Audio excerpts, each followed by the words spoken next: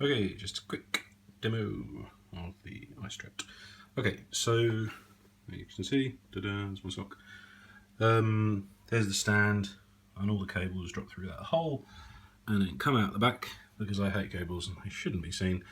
Anyway, so the white one is your Ethernet, that's connected to the Raspberry Pi, which you see in here, and will be hardwired in, but just because of the tightness of the enclosure, it has to be plugged in before the Raspberry Pi is installed.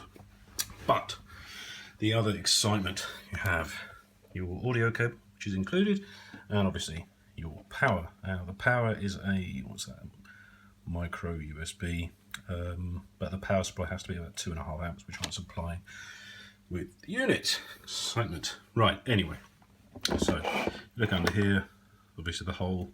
This little guy here is your power, big one in the middle is your HDMI, and then that other guy, the other end, is where you plug in your headphones. So let's do that. Doing this with one hand, so you'll have to excuse the wobbliness of this video. Here we go.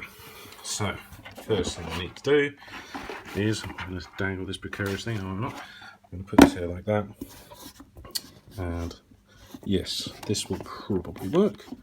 Good.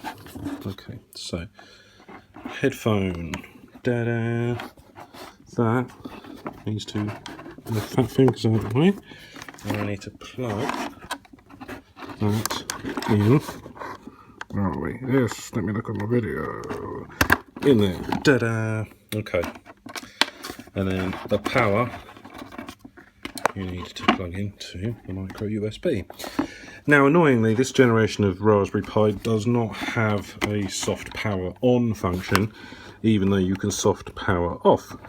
So, you have to sort of plug in the power or switch it off at the wall every time you want to do something with it, which is a bit annoying. So I'm going to plug this in, hang on, wobbling around.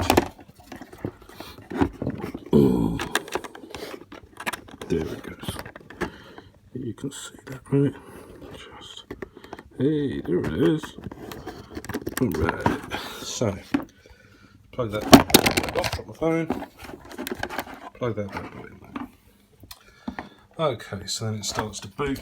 Now this takes obviously a little while because it's running Raspbian, which, just going to excuse my clunking around, Raspbian, which is just a Linux build, so it just needs to boot up, which this is the kind of first step. We should get this wondrous blue nothing, which sadly there is nothing I can do about, but it will start to boot up, and you'll see it do something a little bit less crap.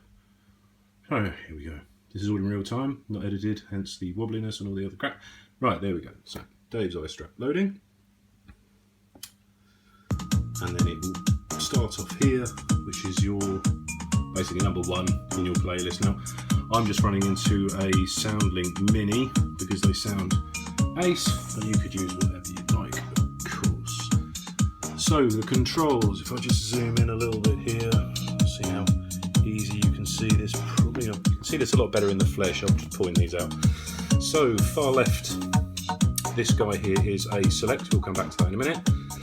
This guy here is your volume down. This guy here is playlist down. This one is playlist up. And this one is volume plus. And this one does nothing. But if you press it, it will probably do something. I recommend leaving that one alone. Just because. Anyway, so back to it. So what you do, if you want to go through obviously your playlist, just give that a cheeky little press. Morning Glory, and you'll move up. Now this is obviously a preloaded playlist which you could add to if you're so inclined. You know, a bit of music, all that excitement. After Radio 2, some English radio stations for you to enjoy. Apart from Radio 3, I'm not entirely sure why I put that on there. Radio 1.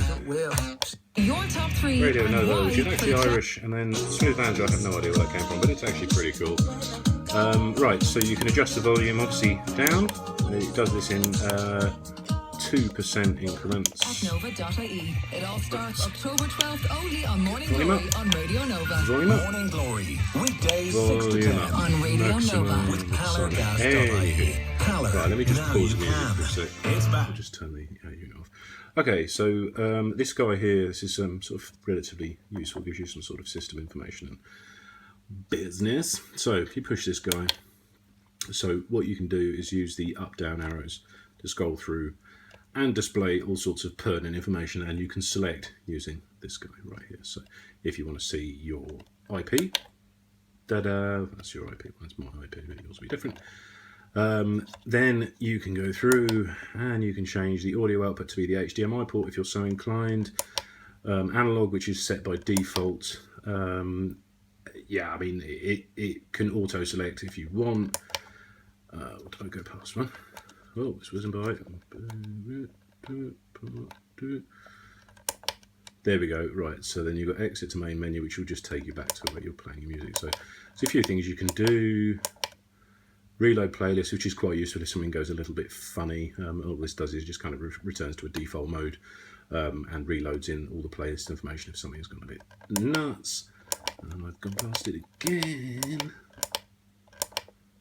My bad. Shutdown system. Now, important, because it's a computer, if you were to just unplug it, it would be all right for a few times, but you could end up corrupting the OS, and ultimately we don't want to do that.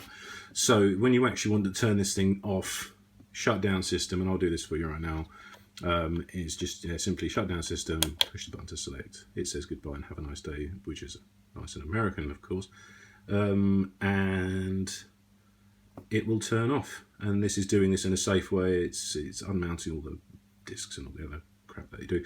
And now that is completely off. And when you want to turn it back on, sadly, there is no just on function, as much as I try to have a tinker with it. With the newer generations of Raspberry Pi, there is a soft on function where it sits in a nice standby mode. This one there is not. So simply switch it on at the wall, unplug, plug it back in, and it'll launch back up again. That's pretty much it. It's not the most complicated thing in the world, but I thought it would probably be easy to do a little video demo. So you know what you're doing. What's in the box? So what you get, obviously, is the guitar itself, everything in there. The stand it's sat on, which, let's go around here, you can see, ta-da, there it is. All of the cables, like I say, the Ethernet is hardwired into the unit. It's got just a standard 3.5mm stereo jack to jack. I think about 1.5 meters or something like that, or that's about 1.5 yards or so for the American Imperial system.